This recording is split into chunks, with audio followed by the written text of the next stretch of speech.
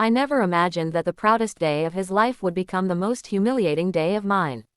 Sitting in that crowded auditorium, my heart swelled with pride as I watched him walk across the stage in his crisp black gown, receiving the diploma I had worked so hard to make possible. But just minutes later, in front of everyone, he shattered me with words that cut deeper than any blade. He didn't want me anymore.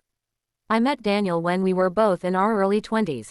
I was already working full-time as a receptionist, while he was struggling through his undergraduate classes, dreaming of becoming a doctor. He had no financial support from his family, and I believed in him more than anyone else did. So when he confessed that medical school seemed impossible, I promised I would help. I worked extra shifts, skipped vacations, and saved every cent I could. Over the years, I paid for his textbooks, his rent, his food, and even the fees for his exams. I told myself it was worth it because love meant sacrifice, and one day, when he was a doctor, we would build the life we always dreamed of together.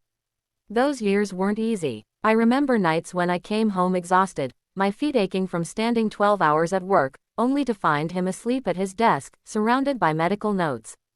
I cooked, I cleaned, I budgeted every coin. Sometimes I had only enough for instant noodles, while I made sure he had proper meals to keep his strength up. Friends told me I was giving too much, that a relationship should be balanced, but I brushed them off. He just needs help now, I would say, and later he'll take care of us both. Slowly, I began to see small cracks. Daniel grew more distant, more irritable. Whenever I asked for a little time together, he would say, "You don't understand how hard this is." I tried not to take it personally. I thought maybe stress was changing him, and I told myself to hold on until graduation. Finally, the big day arrived. I bought a new dress, even though it meant dipping into the last of my savings. I wanted to look beautiful, to match the pride swelling in my heart. As the dean called his name, I clapped so hard my hands hurt.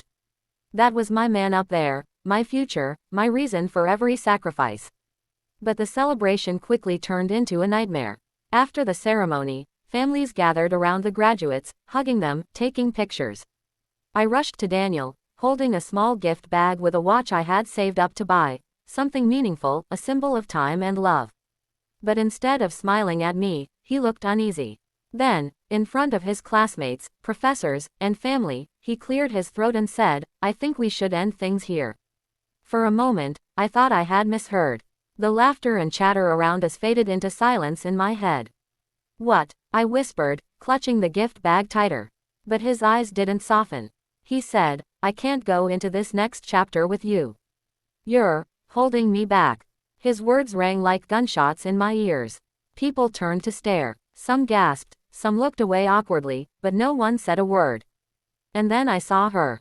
A woman I had never met before, standing a few steps behind him, smiling politely. Without shame, Daniel walked over, placed his arm around her, and said, "This is Emily.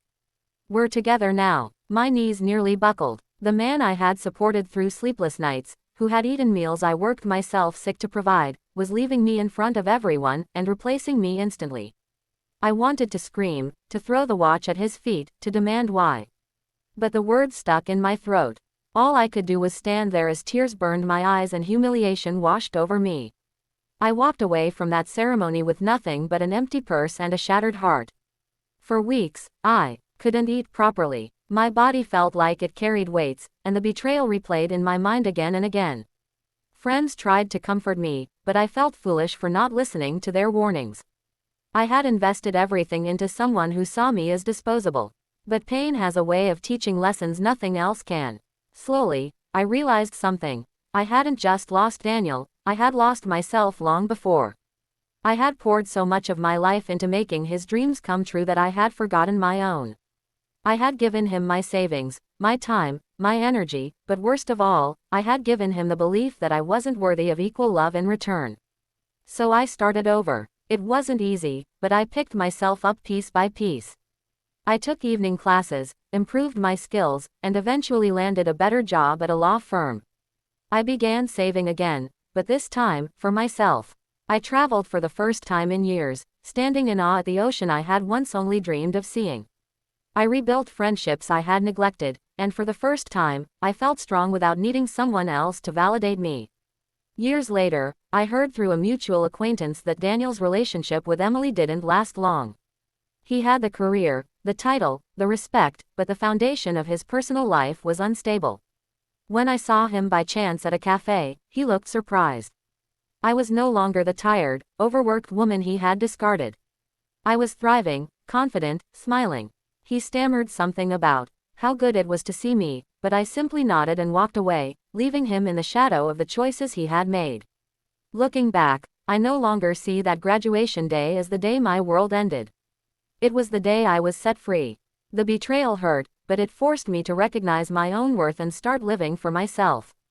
And if there's one message I want anyone listening to take away, it's this: love should never require you to sacrifice your entire self. Support is beautiful, but it must be mutual. If someone only takes and never gives, they don't deserve the kind of love you have to offer. Sometimes heartbreak is the beginning of becoming who you were always meant to be.